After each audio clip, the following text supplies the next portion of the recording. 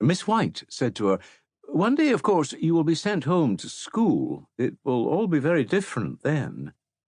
Bella listened, but said nothing. Being sent home was at the same time a threat and a promise. Home was somehow better. Everybody knew that. It was a privilege. It implied membership of something that so many people simply did not have. There were the people who worked on the estate. She was not sure where they came from, but it was not home. They were just there, unknowable because they spoke a different language and had obscure beliefs. And that was all somehow ordained, a simple fact of life that everybody seemed to accept. But she had never been entirely clear about where home was. She had really known only a couple of places, the nearby small town of Nurelia, and then Kandy, more important, more bustling, not far away, and yet she knew that there was another country far away where everything of any importance came from, and that was the home to which people referred.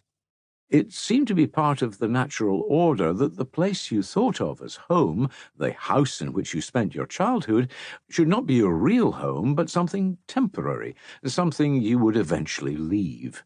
You did not belong there, not at least in the way in which the Sinhalese belonged. They might have names that sounded Dutch or Portuguese, but that did not mean that they looked to those distant countries. Home for them was here in Ceylon, even if their names were Van Horst or Da Silva or something like that.